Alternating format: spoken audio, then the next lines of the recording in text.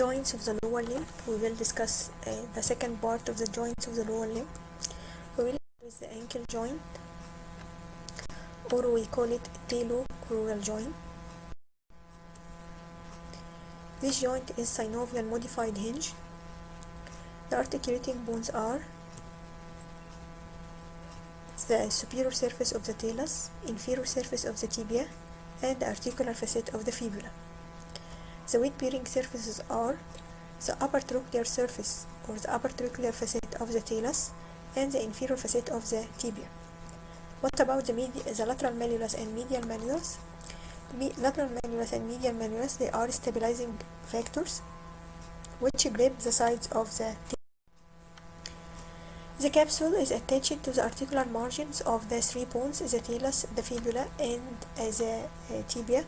Except at the anterior part of the talus, the capsule will extend for some distance in front of the articular margin to include part of the neck of the talus inside the capsule of this joint. Posteriorly, the capsule on its way up to the tibia, it is attached also to the posterior tibiofibular ligament. Synovial membrane is attached to the articular margin of the talus. It will close or cover the intracapsular part of the neck of the talus. Elsewhere, it is attached to the articular margins and lines the inside of the capsule. Blood supply of this joint, it is supplied from anterior and posterior branches of anterior and posterior tibial arteries, peroneal artery. The nerve supply is by deep peroneal and tibial nerves. Regarding the ligaments, the first ligament is on the medial side, deltoid ligament. It has two layers. The deep layer is a narrow band extending from the tibial malleolus or the medial malleolus to the side of the talus. The other band is the superficial part, and superficial part is triangular like delta. It fan downward from the posterior, from the borders of the medial malleolus and its lower margin. It has continuous attachment from the medial tubercle of the talus, edge of the syntaculum tali, the spring ligament, and the tuberosity of the navicular bone. This is the talus, this is the syntaculum tali, this is the spring ligament, and this is the tuberosity of the navicular bone. On the lateral side, you will find three ligaments. The anterior talofibular ligament is attached to the lateral malleolus and the neck of the talus. The posterior talofibular ligament, it is a horizontal one, attached to the malleolar fossa and the lateral tubercle of the talus. Its lower part is called inferior transverse ligament. It is covered by hyaline cartilage and it shares in articulation with the talus. In plantar flexion, the inferior transverse ligament and the posterior talofibular ligament are edge to edge. However, in dorsiflexion, they diverge like the blades of an open pair of scissors. The third ligament is the calcaneofibular ligament. This one, it is attached to the tip of the lateral malleolus and the lateral surface of calcaneus. Movement of the ankle joint is dorsiflexion and plantar flexion. Dorsiflexion occurs by anterior leg groove, and plantar flexion by the lateral compartment of the leg, muscles of the lateral compartment of the leg and of posterior compartment of the leg. What about the inversion and eversion? They occur at another joint, which is the subtalar joint. Regarding movements, the upper facet of the talus is slightly concave from side to side. However, it is convex anteroposteriorly. It is broad in front and narrow behind. In full dorsiflexion, the broad anterior articular area of the talus is grasped by the mortise formed by the two malleoli and the inferior surface of the tibia. This requires widening of the malleolar gap through slight rotation, lateral rotation of the fibula, which occur by stretching the inferior tibiofibular joint and sliding at the superior tibiofibular joint. In full plantar flexion, the smallest area of the talus is in contact with the two malleoli and the distal or inferior surface of the tibia. But even in this position, inversion and eversion are not possible at the ankle. So, for all this, the inversion and eversion occur only at the subtalar joint. That's why ankle joint is true hinge joint. From upright position with the foot at right angle on the leg, active plantar flexion is about 20 degrees, produced mainly by gastrocnemius soleus assisted by the long flexor tendons and long and short peroneal muscles. However, active dorsiflexion its degree about 10 degrees, and it is produced by tibialis anterior, long tooth extensor and peroneus tertius muscles of the anterior compartment. The degree of passive movement possible is approximately double those. Regarding tibiofibular joints, we have three tibiofibular joints. The superior tibiofibular joint, it is articulation between the head of the fibula and the lateral condyle of the tibia. It is synovial plane. However, inferior tibiofibular joint, it is articulation between the rough triangular area of the fibula and fibular notch of the tibia. It is syndesmosis fibrous. There is transverse tibiofibular ligament. It is attached between the malleolar fossa and the inferior surface of the tibia. Tibiofibular joint, intermediate tibiofibular joint, the interosseous membrane. Interosseous membrane is directed downward and laterally. It is perforated by two structures, the anterior tibial artery and the perforating branch of the posterior tibial artery.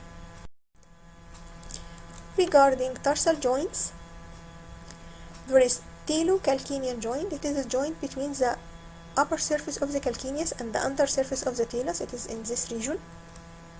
Talocalcaneonavicular joint, this one, it is synovial ball and socket joint. It is between the under surface of the head of the talus, upper surface of the sustentaculum tali, body of the calcaneus, spring ligament, front of the head of the talus, articulate with the navicular bone. This one. Posterior surface of the navicular is concave and articulate with facet on the anterior convexity of the talus. The upper surface of the calcaneus has a concave facet, and the sustentaculum tali also has a similar one for articulation with the inferior convexity of the head of the talus. In between the head of the talus articulate with the fibrocartilaginous upper surface of the spring ligament. The talocalcanean joint lie behind the talocalcaneonavicular joint. The calcaneocuboid joint is the articulation between the front of calcaneus and the back of the cuboid. Simple gliding movement occurs at this joint during inversion and eversion. The tarsal sinus lie obliquely between the talocalcaneonavicular joint and talocalcanean joint in this region. It is occupied by strong, flat, bilaminar, interosseous talocalcanean ligament. The central portion of each bony gutter is perforated by vascular foramina. At the lateral end of the sinus, there is cervical ligament, and cervical ligament is attached to the neck of the talus and the upper surface of calcaneus. Other ligaments, plantar calcaneonavicular ligament, spring ligament, it is attached to sustentaculum tali and calcaneus, on the calcaneus and navicular bone. Short plantar ligament between calcaneocuboid, between the plantar surface of the calcaneus and the plantar surface of cuboid bone. Long plantar ligament, it is attached to plantar surface of calcaneus, attached to the cuboid bone, then it crosses over the groove for peroneus longus to be attached to the metatarsal bones, lateral for metatarsal bones. It is covered by flexor digitorum accessorius. Bifurcate ligament, this bifurcate ligament, it is attached to the upper surface of the calcaneus under cover of extensor digitorum brevis. It has medial limb and lateral limb. The medial limb is attached to the navicular bone, however, the lateral limb is attached to cuboid bone.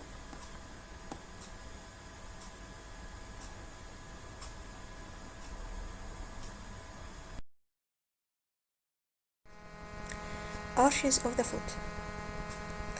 There are two longitudinal arches of the foot, medial longitudinal arch and lateral longitudinal arch. The medial longitudinal arch consists of posterior palar and anterior palar. The posterior palar is formed by calcaneus. The anterior palar is formed by the navicular bone, the three cuneiform bones, and the medial three metatarsal bones. The summit or the apex of this arch is formed by the talus bone. On the lateral side, the lateral longitudinal arch is formed by calcaneus, cuboid, and the lateral two metatarsal bones. The transverse arch of the foot Transverse arch of the foot is formed by the metatarsal bones, the bases of the metatarsal bones, 5 metatarsal bones. It is completed by the arch of the other foot. In medial longitudinal arch, the bony factors didn't play a significant role in its maintenance. Head of talus above the highest point is supported on the syncytium tali, which is a bony factor. Ligaments are important, but they are unable to maintain the arch entirely by their own. The most important ligament is the plantar aponeurosis, which is shortened as in case of shortened as in extension of the tooth, especially the big toe. It draws the palars together, so heighten the arch. The next one in importance is the spring ligament. The spring ligament, if it is stretched, it allows the navicular and the calcaneus to separate, and this allows the head of the talus to sink down between them. The muscles are also important in maintaining this longitudinal arch. Those muscles are tendon of flexor hallucis longus, flexor, and tendon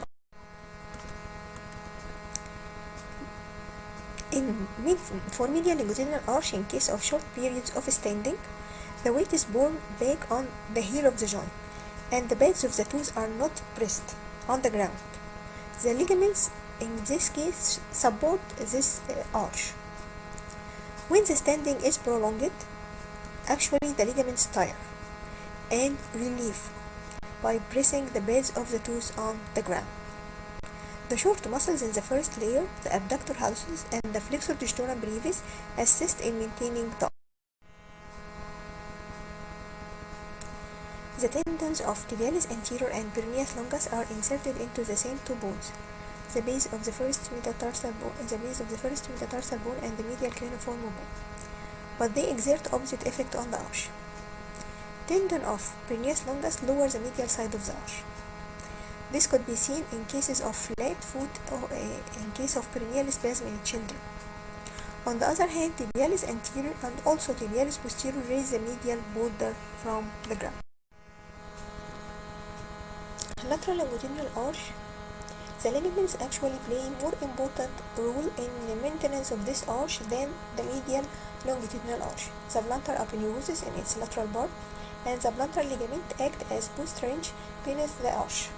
The peroneus longus tendon pull it upward through its sesamoid fibrocartilage and is the most important single factor in maintaining its integrity. Tendon of flexor digitorum longus assisted by flexor digitorum accessorius and muscles of the lateral half of flexor digitorum brevis and abductor digiti minimi are very important in maintaining this. Moving to the transverse arch, actually bony factors play important role in maintaining the transverse arch. Ligaments that bind the cuneiform bones, bases of the 5 metatarsal bones are important. The most important factor of all is the tendon of peroneus longus, because pulling of this tendon approximates the medial and lateral borders of the foot across the sole. That's why it will maintain the transverse arch. The forefoot joints. The metatarsus is much more rigid than of the metacarpal. The first tarso-metatarsal joint, the joint between the medial cuneiform bone and the first metatarsal bone, has its own capsule and its own synovial membrane and capable of some movement in the vertical plane to support the medial longitudinal arch of the foot as it becomes hyperextended in flat foot. The second tarso-metatarsal joint actually is immobile. The base of the second metatarsal being firmly fixed between the anterior ends of the medial and lateral cuneiform bones as it articulates with the intermediate cuneiform one. This immobility of the second metatarsal and the slenderness of its shaft are factors that help in the occurrence of a spontaneous fracture, marsh fracture of this bone. The first metatarsophalangeal joint is the site of the hallux valgus. The big toe has no dorsal extensor expansion, no fibrous flexor sheath, and its long tendons are held in position by strands of deep fascia. If the phalanges become displaced laterally, and the fibrous bands gives way, the ball of extensor hallucis longus, like that of extensor hallucis brevis, become oblique to the long axis of the toe and tend to increase the deformity. The interphalangeal joints are similar to in the foot are similar to interphalangeal joint in the hand regarding the capsule and the collateral ligaments.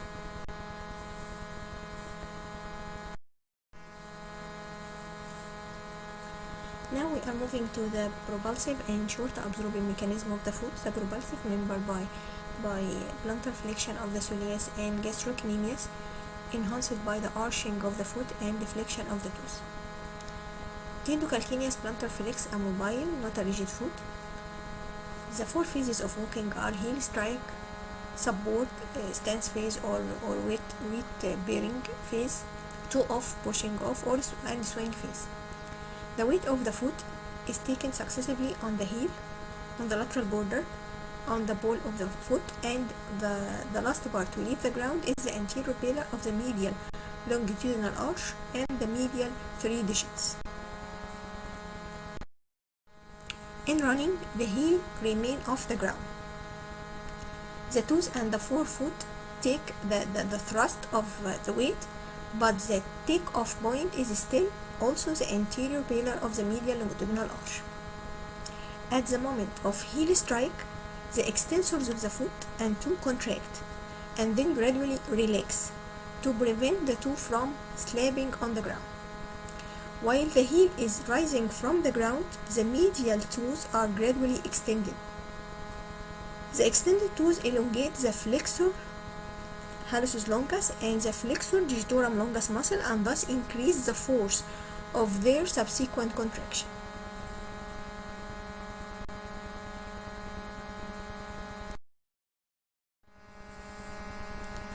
The contraction of the two flexors, which have been stretched, the long and short, heighten the medial longitudinal arch and increase the force of take-off by pressure of the toes on the ground. Meanwhile, the lumbricals prevent the toes from buckling under when pulled upon by the extensor digitorum longus.